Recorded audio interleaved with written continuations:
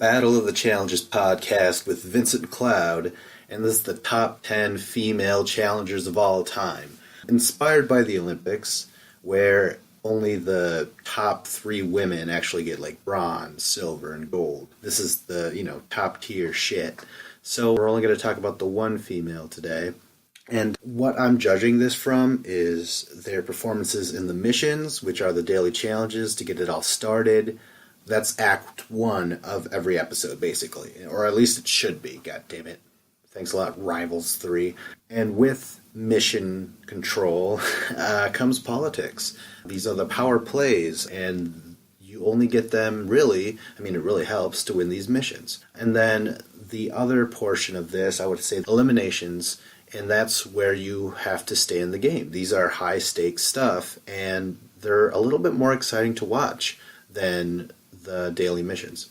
And then finally we have finals. This is what it's all for. You want to get to the very end and you want to make that money. And these have become day-long things to 2-day-long things. Incredible feats of strength, not only physically but mentally, for the grand prize of money. So let's talk about fresh meat Cara Maria Sorbello. Through her 8 seasons, she has given us a total of 56 missions, 15 wins, 41 losses. That is 26% success rate, and 15 wins. I'll let you guys know that is the minimum to get into the top 10 female challengers of all time. But she's also scoring the most wins in eliminations. That's something to remember. I mean, she has 12 wins, 4 losses, the most wins of any female challenger that's ever been around. She's also the 6th richest overall, doesn't matter guy or girl, with her final win and also with her runners-up money, whatever you would want to call that. Silver, yeah, her silver place. She still made some money. But yeah, 1 win, 3 final losses. So let's get into her mission work. Again, it's at the minimum of 15 wins, but it must be noted that she had a dominating season on Cutthroat and on her latest season, Battle of the Bloodlines. And again, this is going to her eliminations is where she shines. She has the record of most wins for a female challenger, even though her debut was in Fresh Meat 2 and she got eliminated. She would come back and be known for the elimination. So kind of fitting, extremely fitting the more I think about it.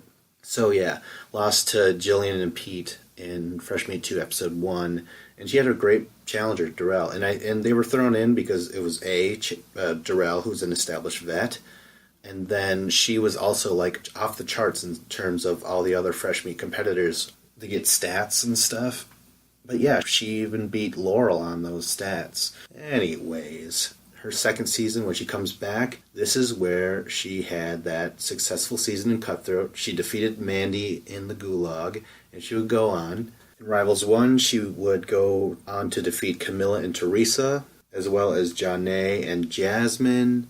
She did lose to Emily and Ty in Battle of the Exes 1. She would go on to defeat Lacey and Wes in Battle of the Seasons, but then go on to lose to Sarah and Chet. And on Rivals 2, she would defeat Jessica and Anastasia. And in a rematch against Janae from Rivals 1, she would go on to defeat Janae again and her partner Nani. Let's move on to free agents. She defeated Naya, Latoya, and in a rematch with Jessica, she defeated her once again, although she did suffer an injury, which sucked, because that would bleed into her next elimination against Laurel, her own friend for the moment. It was a big drama thing. They turned on each other and then they had to face against each other. So anyways, it was a really cool elimination idea, but once you got there, you had to bust through the walls and climb up and ring the bell. She has an injured hand. Fighting Jessica injured her hand, and she wanted to fight anyways. Props to her. But yeah, she didn't get it. She got eliminated in Battle of the Bloodlines. She would go on to defeat her own boyfriend, Abram, and his brother, Mike. Pretty crazy, That's got to be a lot of emotional turmoil there. Although she technically didn't participate, it was just her cousin against his brother Mike. But still, I mean, emotionally, there's got to be some sort of toll. But her next elimination, which she actually got to participate in, thank God, was against Johnny Bananas, her fucking rival, and Johnny Bananas' cousin Vince. And they would go on to defeat them. And then she would go on to defeat the annoying Anissa and her cousin Rihanna. And I only say annoying Anissa because, like, this came to a head. Like, Anissa was starting some shit, and Cara Maria was like, what the fuck, And finally, Cara Maria had to remind her and everyone else that this chick is strong. Her powers, her performances, both through the missions and the eliminations, have just ramped up in the past couple seasons. Her last two, I would have to say for sure. And when it comes to the finals, her first attempt was cutthroat. No fault of hers, but it was plagued by illness. Her boyfriend, Abram, fell ill. He started to, like, get all dizzy and throwing up and shit like that. So he had to be taken onto an ambulance, a stretcher or whatever, and taken out of the final. But then soon after that, her other teammate, Sarah, started to fall down, dizzy, throw up. And then they had to take her out of there too, a medical DQ. And by that time, they just could not catch up to the other team. It sucked. And then Rivals 1, she was just straight up outdone by the superior Evelyn and Paula. Because Evelyn and Paula, they dominated that season. She was just playing second fiddle to Evelyn and Paula.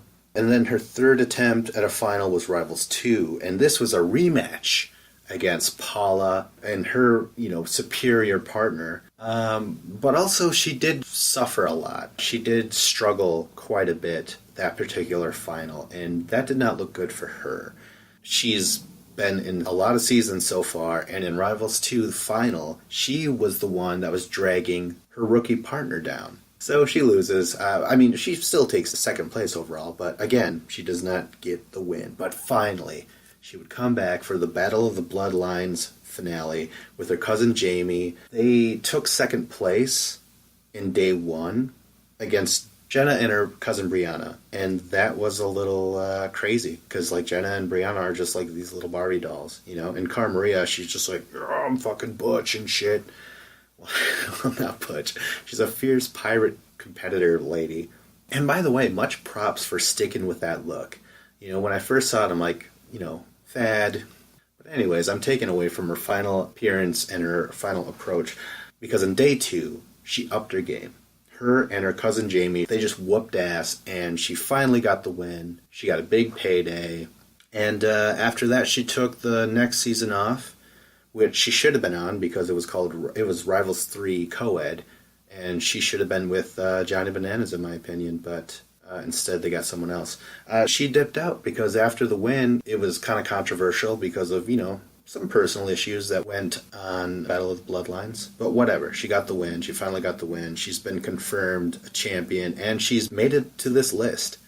She's also on the, richest challengers of all time list. She's fucking fought her way through, especially with the eliminations. That's a major reason why she's on the list. She doesn't quite make it there because there's way more missions to be won than just 15, and way more finals to win than just 1 out of 4. You know what I'm saying? But still, I'm a huge fan of Cara. But for now, I'll say tune in for the next episode of Top 10 Female Challengers of All Time. Also check out another countdown of sorts, the biggest episode of the season. Check out the Top 10 Richest Challengers. She's on this list, and so are a lot of great other challengers that you probably kind of forgot about. Like, comment, subscribe. This is Battle of the Challengers podcast with Vincent Cloud.